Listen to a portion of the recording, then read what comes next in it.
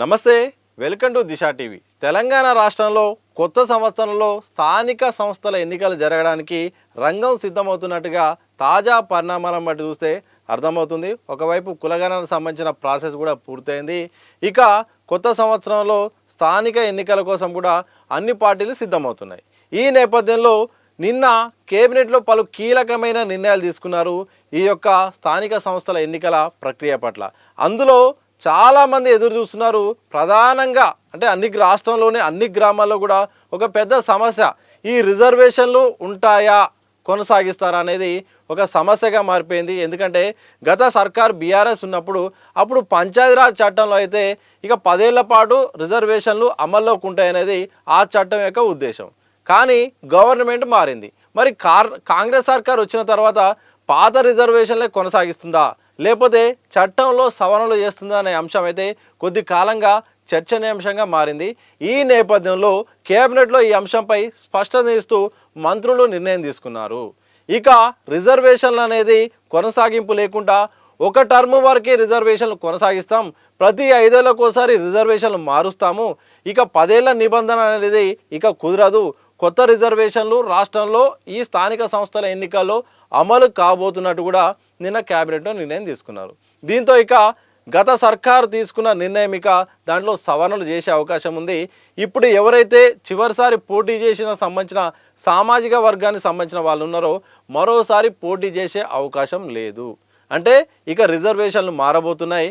ఎవరైతే ఇప్పటివరకు పోటీ చేయడానికి సిద్ధంగా ఉండి రిజర్వేషన్లు అలాగే కొనసాగిస్తే ఇక పాత రిజర్వేషన్లే అనుకున్న వారికైతే గుడ్ న్యూస్.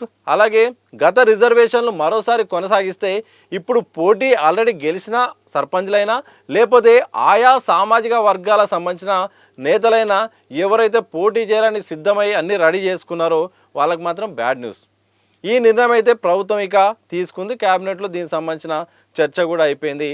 దీని ద్వారా ప్లస్లు మైనస్లు అయితే చాలా ఉన్నాయి. ఒకటి అంటే ఈ నిర్ణయం తీసుకోవడం వల్ల మరొక సామాజిక వర్గానికి, వేరే కులాల వారికి పోటీ చేసే అవకాశం కల్పించింది.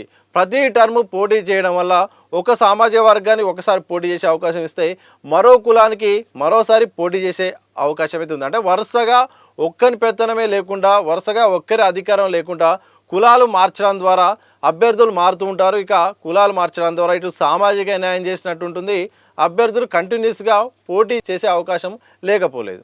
ఇక మైనస్ ఏంటంటే ఎవరైనా పూర్తి స్థాయిలో వాళ్ళు ఒక పని చేయాలనుకున్న, దీర్ఘకాలిక లక్ష్యం పెట్టుకున్న, గ్రామాల్లో తనకంటూ ఒక గుర్తింపు తెచ్చుకొని ఇక 10 ఏళ్ల పాటు కానీ వరుసగా పోటీ చేసి మంచి అభివృద్ధి పనులు చేయాలన్నా, మంచి గుర్తింపు తెచ్చుకోవాలన్నా, గత ఎన్నికల్లో కొన్ని అనుకునేవి చేయలేకపోయినవి ఇప్పుడు చేద్దామనుకున్నా కానీ ఆ అవకాశాన్ని చేజార్చుకున్నట్టే.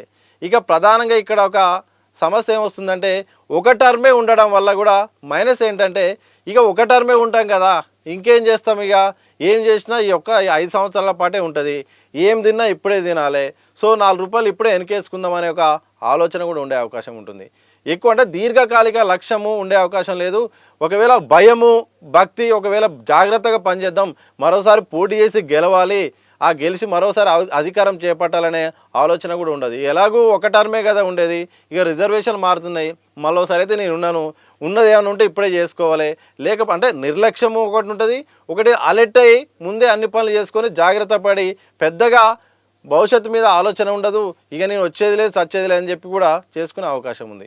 సరే, దీని అంశం ఎట్లుంటుందో, దీని తర్వాత పరిణామాలు ఎట్లుంటాయో, మరి ఏమైనా మార్పు చేర్పులు జరుగుతాయా, దీన్ని మళ్ళీ అసెంబ్లీ రూపంలో వస్తే ఏం జరుగుతుందో అది వేరే విషయం. ఈ అంశంపై అయితే మాత్రం ఇక రాష్ట్ర ప్రభుత్వం నిర్ణయం తీసుకుంది. ఇక రిజర్వేషన్లను గత రిజర్వేషన్ సంబంధించిన సవరణ అయితే చేయబోతుంది. ఇక పంచాయతీరాజ్ చట్టంలో ఈ సవరణ కాబోతుంది. మరొక వైపు ఇక సంతానం సంబంధించిన నిబంధన, ఇప్పటివరకైతే ఇద్దరు పిల్లలు ఉన్న వాళ్ళకే స్థానిక సంస్థల ఎన్నికల్లో పోటీ చేసే అవకాశం ఉంది. అంటే 3 అంతకన్నా ఎక్కువ మంది ఉంటే మాత్రం వారికి ఈ ఎన్నికల్లో పోటీ చేసే అవకాశం లేకపోలేదు. ఈ నేపథ్యంలో ఈ నిబంధన కూడా సవరిస్తూ రాష్ట్ర ప్రభుత్వం నిర్ణయం తీసుకుంది. 2 కంటే ఎక్కువ మంది పిల్లలున్నా కానీ పోటీ చేసే అవకాశం ఉంది. చాలా అభ్యర్థనలు వస్తున్నాయి. ఈ నేపథ్యంలో పోటీ చేసే అవకాశం ఉండి ప్రజాసేవ చేయాలనుకునే అభ్యర్థులకైతే ఈ నిబంధన కారణంగా చాలామంది దూరం అవుతున్నారు. అందుకోసం ఈ నిబంధనను ఎత్తివేస్తూ ఇకపై ఎవరైనా 2 కంటే ఎక్కువ మంది పిల్లలున్నా సంతానం ఉన్నా వారికి పోటీ చేసే అవకాశం అయితే ఇక ప్రభుత్వం కల్పిస్తుంది. మరోవైపు కలెక్టర్లకు సంబంధించిన వ్యవహారం, కలెక్టర్లకు సంబంధించిన పవర్స్ అంటే సర్పంచ్లపైన ఉప సర్పంచ్లపైన చాలా అభియోగాలు వచ్చినప్పుడు, అవినీతి ఆరోపణలు వచ్చినప్పుడు కలెక్టర్లకు గతంలో పవర్స్ ఉండేది. వాళ్ళపైన ఒకవేళ నిరూపణ అయితే వాళ్ళపై చర్యలు తీసుకునే అవకాశం ఉండేది. ఈ నేపథ్యంలో చాలా పెద్ద ఎత్తున కూడా ఆరోపణలు వచ్చాయి, ప్రభుత్వం పైన కూడా విమర్శలు వచ్చాయి. సర్పంచ్ల పైన కానీ ఉప సర్పంచ్ల పైన కానీ అంతగా అంటే ఒక కలెక్టర్ పైన అంత పూర్తి స్థాయి అధికారాలు ఇస్తే సరైనది కాదని కూడా కొంతకాలంగా ఒక చర్చ ఉంది. ఈ నేపథ్యంలో ప్రభుత్వం మాత్రం ఈ విషయంలో భిన్నంగా ఆలోచించి మరిన్ని పవర్స్ ఇచ్చింది. ఏదైతే సర్పంచ్ పైన ఉప సర్పంచ్ పైన అవినీతి ఆరోపణలు వచ్చినా, మరేతమైన ఆబ్లిగేషన్స్ వచ్చినా కానీ వారిపై చర్యలు తీసుకోవడానికి, అనర్హత వేటు వేయడానికి నిర్మోహమాటంగా పూర్తి స్థాయిలో పవర్స్ ఇస్తూ కూడా కేబినెట్ నిర్ణయం తీసుకుంది. ఈ సందర్భంగా మాత్రం కొంత ఇది ప్లస్ మైనస్ ఉండొచ్చు. ఒకవేళ స్థానిక ఎమ్మెల్యే స్థానిక సర్పంచ్ కలెక్టర్తో సత్సంబంధాలు ఉన్న నేపథ్యంలో గ్రామస్థాయి సర్పంచ్ పూర్తిగా సహకరించిన సందర్భంలో ఒకవేళ అక్కడున్న జిల్లా మంత్రి కానీ ఈ గ్రామస్థాయి సంబంధించిన విషయాలు కానీ మంత్రులు కూడా ఒక్కోసారి ఇన్వాల్వ్ కావాల్సిన పరిస్థితులు వస్తాయి. అంటే వాళ్ళ కాన్స్టిట్యున్సీ నేపథ్యంలో ఈ నేపథ్యంలో సర్పంచులు సహకరించకుండా అధికారులతోని వాళ్ళ చర్యలు తీసుకునే అవకాశం ఉంది. సరే, వీళ్ళు ఓట్లతోని గెలుస్తారు, ఓట్లతోని గెలిచి వాళ్ళు ప్రజాప్రతినిధిగా మారుతారు. ఈ నేపథ్యంలో చెక్ పవర్స్ అనేది, అంటే చెక్ పవర్స్ అది వేరే టాపిక్. ఇక కలెక్టర్ల పవర్ల విషయంలో మార్చాలని ఒక నిబంధన ఉంది. అంతగా అంటే అనర్హత వేటు వేయడం వల్ల నష్టం జరుగుతుంది, అంత పవర్స్ అవసరం లేదని నిర్ణయం గతం నుండి వస్తున్నాయి వార్తలు. కానీ ఈ విషయంలో మాత్రం కలెక్టర్లకు అధికారులకు పూర్తి స్థాయిలో పవర్స్ ఇస్తూ ఎవరిపైన ఆబ్లిగేషన్స్ వచ్చినా వారిని తొలగించే వేటు వేసే అవకాశం మాత్రం ఇచ్చినట్టుగా కూడా క్యాబినెట్లో ఈ సవరణ సంబంధించిన విషయాలు కూడా చర్చకు వచ్చాయి.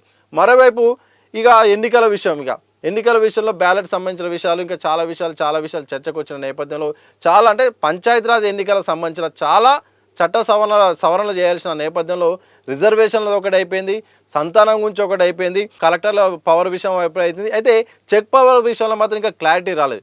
ఈ చెక్ పవర్ విషయంలో మాత్రం నిజంగా రిజర్వేషన్లది ఎంత చర్చ నడుస్తుందో ఈ చెక్ పవర్ల విషయంలో మాత్రం పెద్ద తలనొప్పిగా మారింది. గ్రామ పంచాయతీ విషయంలో మాత్రం ఈ ఉప సర్పంచ్కు చెక్ పవర్ ఇచ్చిన దగ్గర నుండి ఇద్దరి మధ్య ఒక కోట్లాట వాతావరణం జరిగింది. గతంలో కార్యదర్శి నిర్ణయం తీసుకునేది, సరే ఏదో నడిచేది అయిపోయేది. కానీ ఎక్కడైతే ఉప సర్పంచ్కు సరైన విధంగా లేకపోవడం వల్ల సర్పంచ్ ఒక పార్టీ నుండి గెలిచి ఉప సర్పంచ్ మరో పార్టీ నుండి ఎక్కువ ఈ వార్డు మెంబర్లు ఉండి ఉప సర్పంచ్ గెలవడం వల్ల ఇద్దరి మధ్య సఖ్యత లేకపోవడం వల్ల ప్రతి దాంట్లో కూడా పనిలో కూడా నాకు ఇంతగాలని చెప్పి ఇద్దరి మధ్య కోట్లాట వల్ల పెద్ద ఎత్తున ఈ చెక్ పవర్ విషయం మాత్రం ఇద్దరికి లింకు చేయడం వల్ల పెద్ద ఎత్తున సమస్యలు వస్తున్నాయి. చాలా గ్రామాల్లో కూడా గొడవలకు, రాజకీయ గ్రూపులకు పెద్ద సమస్యగా మారింది. ఈ నేపథ్యంలో చెక్ పవర్ విషయంలో మాత్రం ఇంకా కేబినెట్ సంబంధించిన విషయం అయితే బయటికి రాలేదు. ఈ విషయంలో ఒక క్లారిటీ రావాల్సిన అవసరం అయితే ఉంది. ఈ కోట్లాటకు, గ్రామ స్థాయిలో జరిగే ఈ యొక్క పంచాయతీలకు చాలా అభివృద్ధి కార్యక్రమాలు కుంటుపడే అవకాశం ఉంటుంది.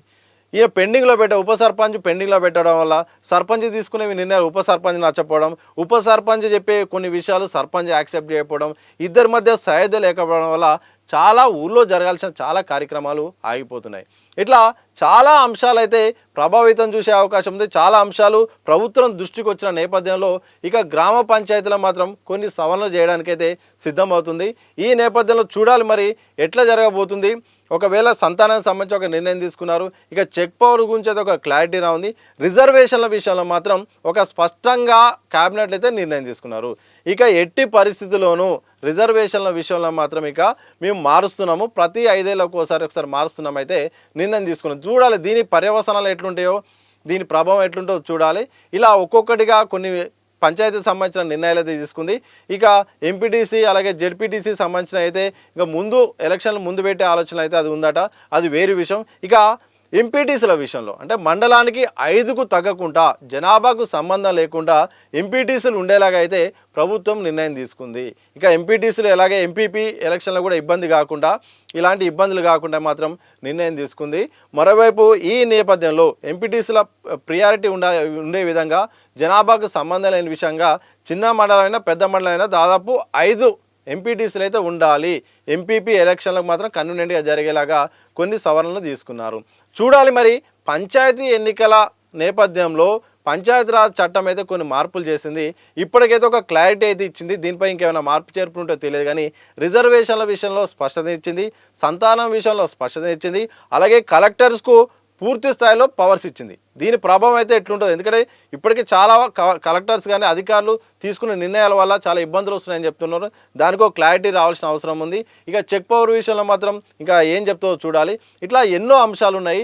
దాంతోపాటు ఇక ఓటింగ్కి సంబంధించిన విషయం కూడా, ఈ ఓటింగ్ కంటే ముందు ఈ ఓట్లు అప్లై చేసుకునే విధానంలో గతంలో ఒకేసారి ఉండేది. ఇప్పుడు సంవత్సరానికి 3 సార్లు కొత్తగా నమోదు చేసుకునే అవకాశం ఉంది.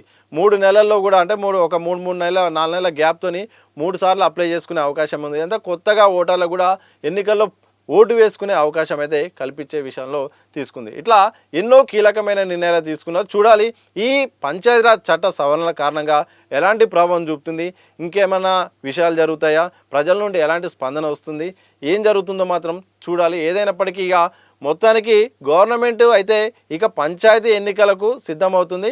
ఇక అధికార పార్టీతో పాటు ప్రతిపక్షాలు కూడా కొత్త సంవత్సరంలో ఎన్నికలు ఉండడానికి, ఎన్నికలు అవుతున్నాయన్న నేపథ్యంలో అన్ని కూడా ప్రణాళికలు సిద్ధం చేసుకుంటున్నాయి. చూడాలి మరి త్రిముఖ పోటీ ఉంటుందా, ద్విముఖ పోటీ ఉంటుందా, ఏ రకంగా ముందుకెళ్ళబోతుంది, ఎలాంటి పరిణామాలు ఉంటాయో మాత్రం మరికొద్ది రోజుల్లో తెలియనుంది.